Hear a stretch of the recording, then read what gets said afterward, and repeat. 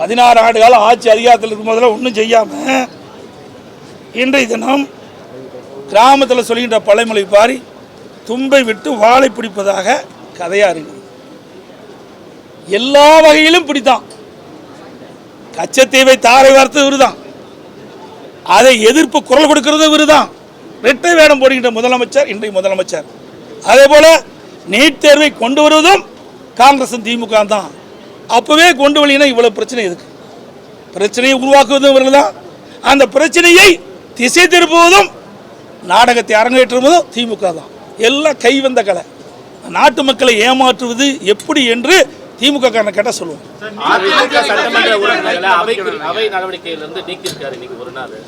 அவர் நீக்கிட்டோம், அவர் நீக்கிறத பற்றியே கவலை இல்லை.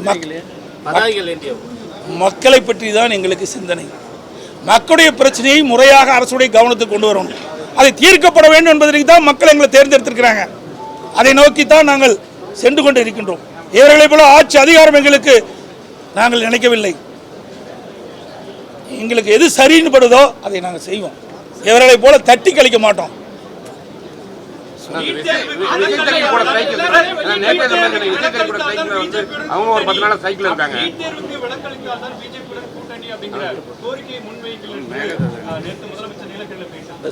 ஐயா, ஆடு நனைகிறது ஓனாய் அழுதுதான்.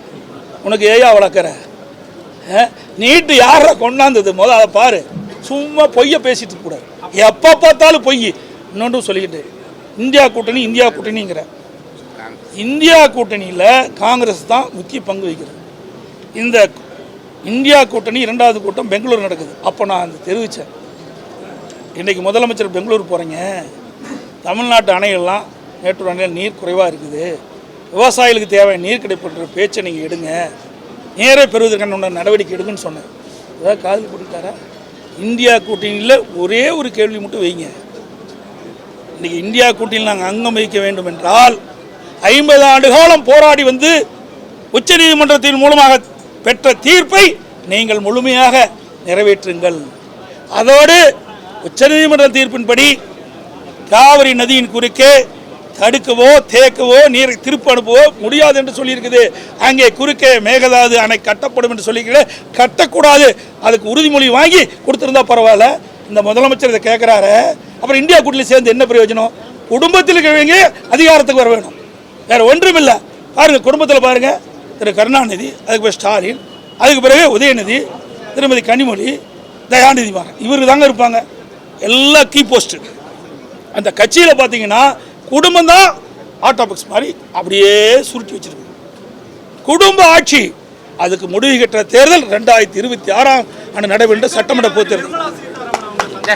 சார், இதுக்கு அதுக்கு என்ன முடிச்சு விடுங்க சார். யாரு சார் இதை சந்திக்கிறத ஒரு பெரிய விஷயமா உங்க பத்திரிகையில் ஊடகத்தையும் காட்டுறீங்க. வேற வழி இல்லை. இது ஏதாவது பேசி அதிமுகவை எப்பொழுது பார்த்தாலும் குறை சொல்லுகின்ற போக்கை விட்டுவிட்டு இப்படிப்பட்ட ஆக்கப்பூர்வமான மக்களுக்கு ஆக்கப்பூர்வமான நன்மை கிடைக்கின்ற பிரச்சனை சொல்றோம். அதை போய் நாட்டு மக்கள் எடுத்து சொல்லுங்க.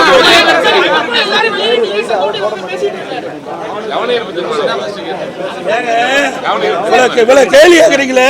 இன்றைய தினம் நேரு சகோதரர் மற்றும் அவருடைய சார்ந்த நிறுவனத்தெல்லாம் ரெய்டு நடத்திட்டு இருக்கு. ஒரு கேள்வியாவது யாரை கேட்குறீங்களா? திமுகவை சார்ந்த எந்த நிறுவனத்திலாவது இப்படி நடைபெற்ற சம்பவத்தை பற்றி ஒரு கேள்வி இதுவரை கேட்டிருக்கீங்களா? நான் பல முறை உங்கள் முன் தோன்றி ஊடகத்துக்கும் பத்திரிகையும் பேட்டி கொடுத்துருக்கிறேன். ஒரு முறை கூட திமுக பற்றி கேள்வி கேட்க மாட்டேங்கிறீங்க. திமுக தலைவர்கிட்ட போய் கூட கேட்க மாட்டேங்கிறீங்க, முதலமைச்சர்கிட்ட போய் கூட கேட்க மாட்டேங்கிறீங்க, துணை முதலமைச்சர்ட்டையும் கேட்க மாட்டேங்கிறீங்க. எந்த கேள்வி கேட்டாலும் பதில் தர நான் தயார். நாட்டு மக்களுடைய பிரச்சனையை குறித்து பாதகம் செய்பவரை கண்டால் நாம் பயம் கொள்ளலாகாது பாப்பா. மோதி மிதித்து விடு பாப்பா, அவர் முகத்தில் உமிழ்ந்து விடு பாப்பா. அண்மை செய்திகளை உடனுக்குடன் தெரிந்து கொள்ள இணைந்திருங்கள் எம் நாடு தொலைக்காட்சியுடன்.